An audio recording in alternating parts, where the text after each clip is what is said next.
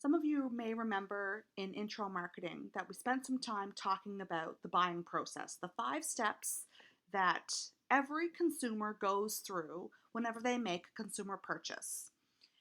When we looked at that concept in intro marketing, we looked at it from the perspective of the consumer. So, through the consumer's eyes, the steps that they go through as they make consumer decisions. In this theme, we're going to flip it and we're going to look at the buying process through the eyes of a salesperson and the role the salesperson can play in helping a consumer work their way through each of the 5 steps of the buying process. Sales today is customer focused, but the way salespeople engage and provide value to those customers actually has changed quite dramatically. A generation ago, one of the primary roles of salespeople was actually to provide information to consumers. But that has really changed in the past generation or so, as the information age has led to consumers having access to information and therefore are able to bypass salespeople for that component or part of that component of the buying process. Customers now have access to information, instant information from the internet, more information that they could ever possibly use. They have immense choice for each segment of the marketplace that they're looking to make a purchase, and real-time price comparisons in the moment are incredibly easy to do. And so some of the traditional roles of salespeople that were really, really relevant and important, and a way in which salespeople provided value in the past, are really no longer as relevant for consumers today. So salespeople have had to revise their strategy, rethink their role in the selling process to help them better understand customers' buying needs and motives, which are different today than they were in previous generations, and to better position themselves as salespeople to provide a value-added solution to customers. So it's forced salespeople to really reconsider and reevaluate and redefine what their role is in the buying process. Also, when you think back to intro marketing and we talked about the buying process, we typically focused on consumer buying. So individuals who are buying products and services for their own consumption and use. We did spend a little bit of time talking about business buyers in intro marketing, and we're going to talk a little bit more about business buyers here.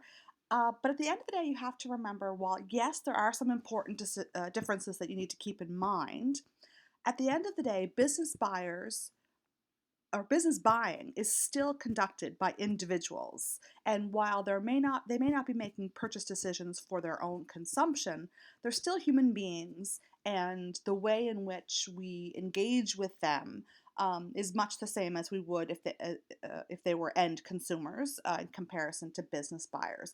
When you're reading How to Win Friends and Influence People, it doesn't really distinguish all that much between consumer buying or business buying, because at the end of the day, it's all about person-to-person interactions and relationships.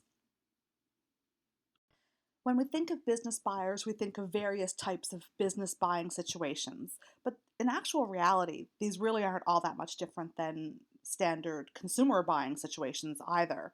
There's the first time you buy a new product, so a new task buy. When you're buying a product for the very first time, very often you rely more heavily on the role or the assistance of a salesperson through that process, because you are not experienced in making these kinds of purchases, and you may want some assistance from a salesperson to help you mitigate things like risk, help you sift through important information. So a new task buy, when you buy a product for the very first time, even though this is talking about business buying situations, it also applies very much to consumer buying. This is when salespeople can provide an awful lot of value add.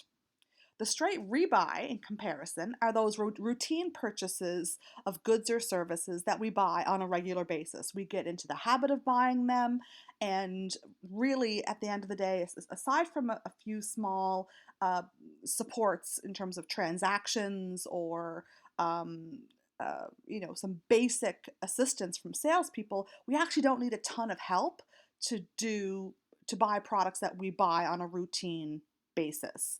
And then there's of course something in between, which is the modify rebuy, where you've got some familiarity with buying products in this product category, but you're open to consider other options or other considerations at the same time. So you may want to maybe, for example, change brands or do something slightly different. So you've got a little bit of you as the consumer or the buyer do bring some level of experience and expertise to the buying process.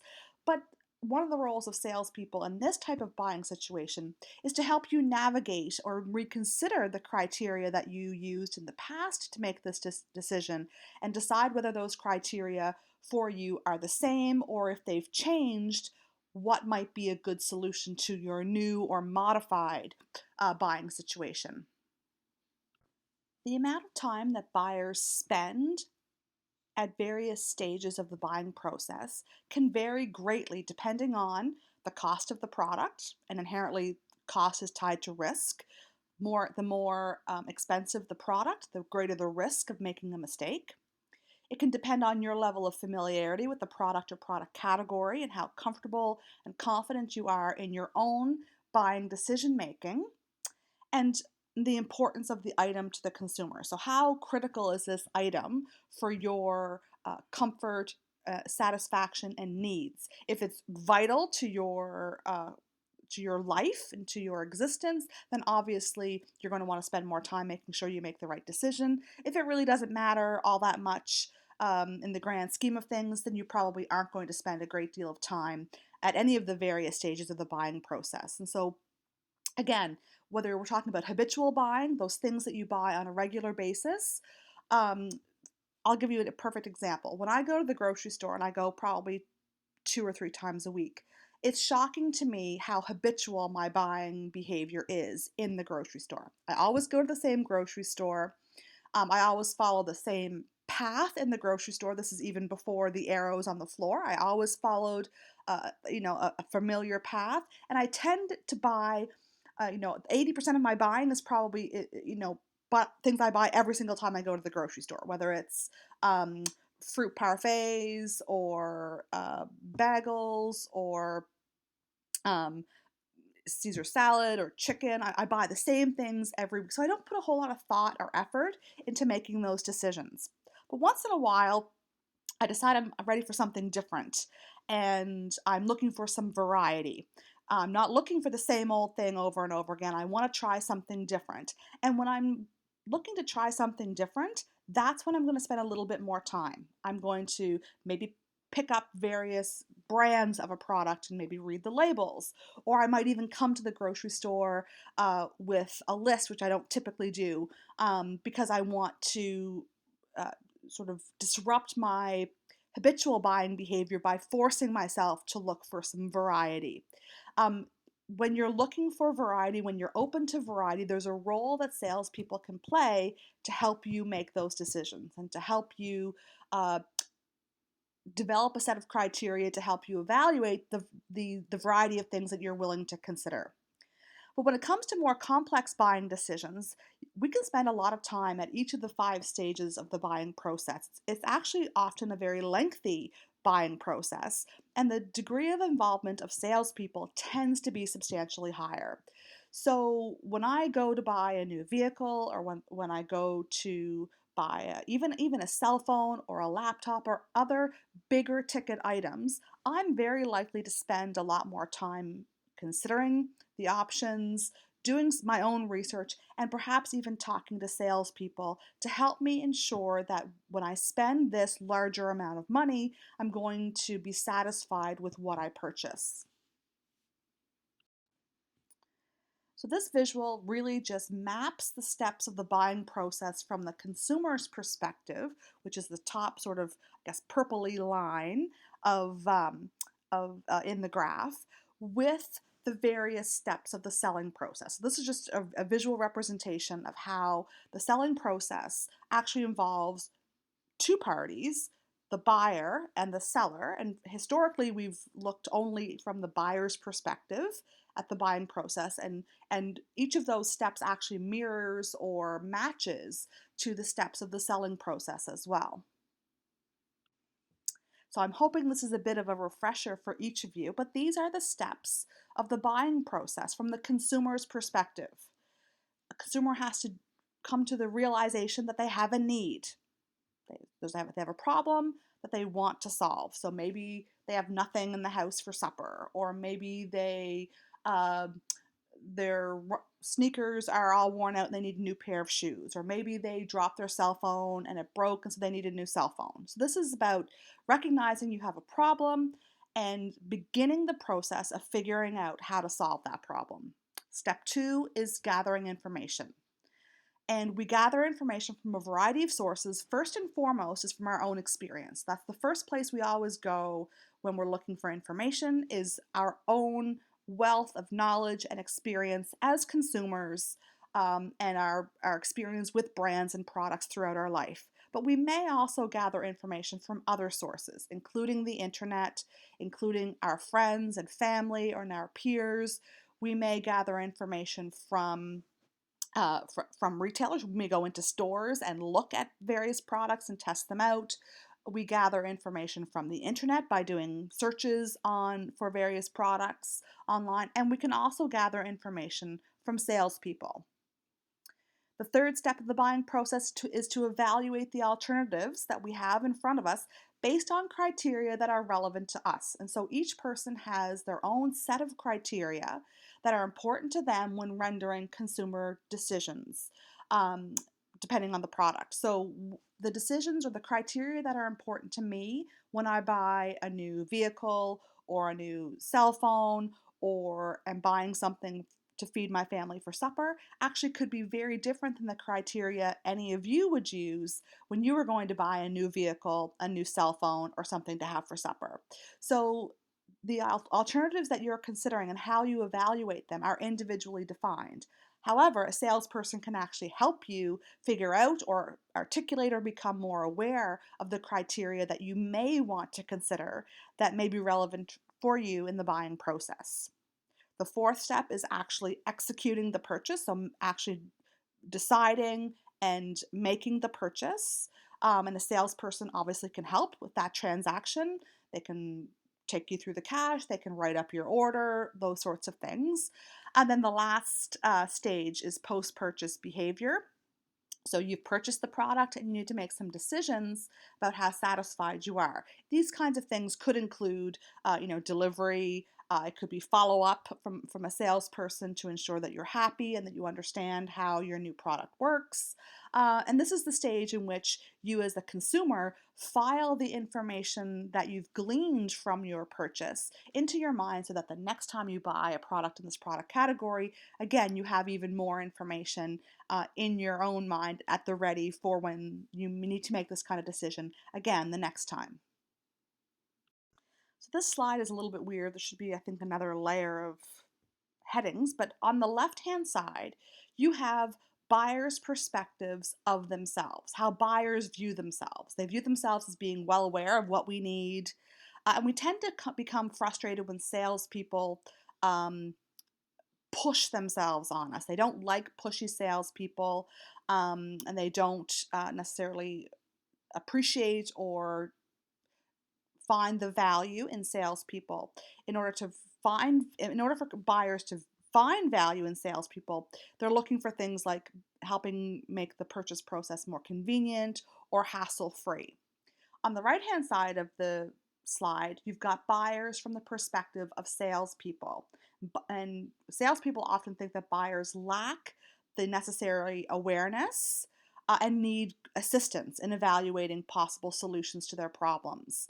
Um, they view most transactions as complex, and they try to add value by helping consumers conduct systematic assessments of the alternatives to help customers evaluate solutions and decide whether or not they're satisfied and help to resolve any problems that may surface prior to and post purchase decision. Buyer resolution theory posits that purchases will only be made after a buyer has made the 5 following buying decisions. Why should I buy? What is the need that I'm trying to satisfy? What should I buy? What products or services are out there that will ultimately help me satisfy that need? Where should I buy the product? So, what source am I going to use to make that purchase? Is it going to be a certain retailer or a vendor or manufacturer? What is a fair price? And when should I buy the product? Is there a time factor involved? When trying to understand consumers, some fundamental principles will guide our thought process. Basic human needs throughout history really haven't changed. And that's why the book that you're reading, How to Win Friends and Influence People, even though it was written, I believe, in the 1930s, many of the fundamental lessons are as timely today, 85-ish years later, as they were back then. Basic human behavior and needs have not changed. The ways in which we fulfill those needs have changed significantly, especially in the information age. So the role of salespeople in the person-to-person interaction has changed, but the actual relationship hasn't. The various roles people play have evolved, but the fundamental relationships are the same. This new starting point is to review the physiological and psychological needs of consumers and how those needs shape their behavior. And that's what How to Win Friends and Influence People is really all about. It's why we're reading it in this class. It's about understanding the psychology of people and using that insight to help build those relationships between a salesperson and a consumer. People in general don't always behave rationally and they don't behave independently. They are influenced by a variety of factors, including their role in the decision making and in the use of products, and in their family, in their community. Their roles play a role in their behavior and in their consumer decisions. Their reference group, the people who they connect with, who they aspire to, who they have relationships with, who they look to for guidance and direction, can play an influence or have an influence on their behavior as consumers. Their social class, determined by things like their income, their education level, their occupation, and their overall level of wealth, can have a major impact on business to consumer situations.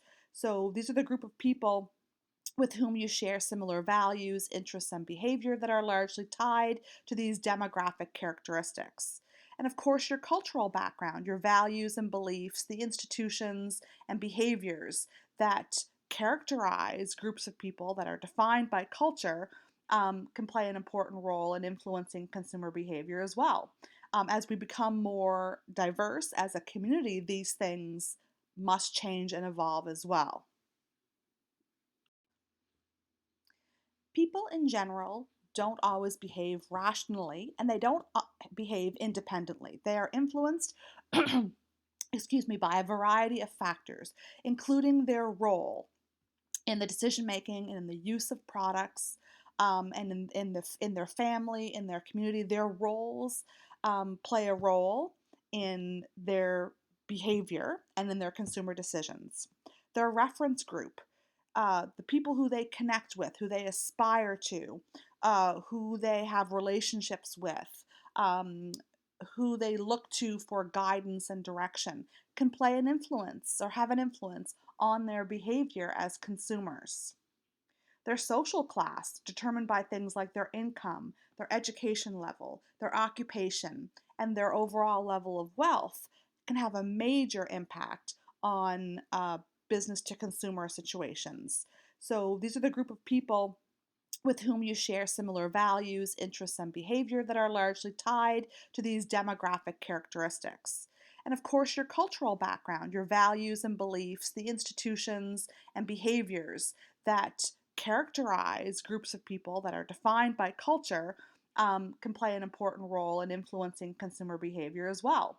As we become more diverse as a community, these things must change and evolve as well. Perception is the process through which your life experience is interpreted using your knowledge and past life experiences to understand the world as it is for you today. It's received through things like sight and hearing, taste, touch, and smell to interpret uh, what's going on around you based on your knowledge and experience. And we have selective attention. We are able to screen out large quantities of information that don't appear relevant or connect to us in meaningful ways. And so it's really important to understand how consumers are using their perception to make informed decisions about their interactions with products and brands and salespeople, because the intention of the salesperson may be that they're trying to be helpful, but the perception of the consumer may be that somebody's interfering or disrupting them or being pushy. And so it's really important to understand perception. And you're going to hear a lot about perception in How to Win Friends and Influence People. And the last topic today is around motives or motivations. And again, you'll see a lot of talk about motivations in How to Win Friends and Influence People. Why is it that people make purchase decisions? What's motivating them to make these decisions? It's really important to try to understand those things as much as possible. There's this belief that people make consumer decisions based on rational buying motives, that they're able to use logic and reason when making their purchase decisions. But research actually suggests that while certainly some decisions are made rationally when it comes to making purchase decisions, an awful lot of decisions are made not based on rational buying motives, but on emotional buying motives. People are driven by their emotions, how they feel, uh, the more psychological aspects of their self and how they're presented in the world play an important role, a really important role in the motives of buying decisions. And so it's really important to understand because a lot of salespeople try to use rational arguments. Well, this particular product will save you money, it will be more efficient, it will cost you less in the long run, it will help you achieve certain objectives. And those are rational buying decisions or considerations, and they're important. And I'm not suggesting the salespeople don't have to use those rational arguments as part of their sort of conveyance of information to consumers.